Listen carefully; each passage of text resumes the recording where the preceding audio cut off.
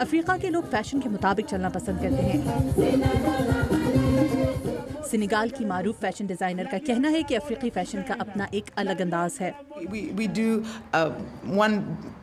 ہم ایک وقت میں ایک ہی سوٹ پر کام کرتے ہیں، ہمارے پاس کوئی بڑی فیکٹری نہیں، ہم ایک عرصے سے یہی کر رہے ہیں۔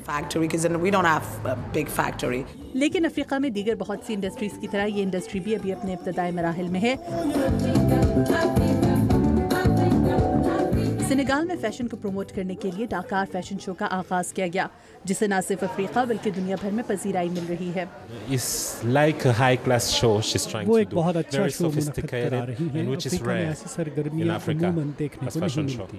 اس شو میں عالمی سطح پر نمائندگی کے باوجود کوشش کی گئی کہ زیادہ تر ٹیلنٹ اور ماڈل سینیگال کے یا افریقی ہوں، تاکہ افریقی لوگوں کا کام سامنے لایا جا سکے۔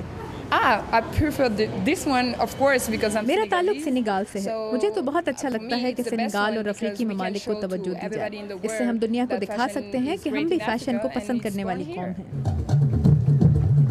مگر افریقی خطے کے پسماندہ ملکوں میں فیشن انڈسٹری ایک مہنگی انڈسٹری سمجھی جاتی ہے، جہاں عالمی سطح کے خریدار آتے ہیں۔ کیا اس کے علاوہ بھی یہاں کوئی آتا ہے؟ یہاں کوئی بھی آ سکتا ہے۔ فیشن صرف انہی لوگوں کے لیے نہیں جو اسے افورڈ کر سکتے ہیں، فیشن میوزک کی طرح ہے، پینٹنگ کی طرح ہے، جو آپ کو ایک اچھا احساس دیتا ہے۔ ڈاکار فیشن ویک کی 10ویں سالگرہ کی خوشی میں ایک ہفتے تک یہ شوز عام لوگوں کے لیے بھی کھولے گئے، جنہوں نے ہزاروں کی تعداد میں اس میں شرکت کی۔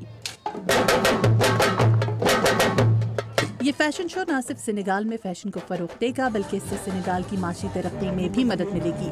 نک لومس کے ساتھ مدیحہ انور، اردو VOA۔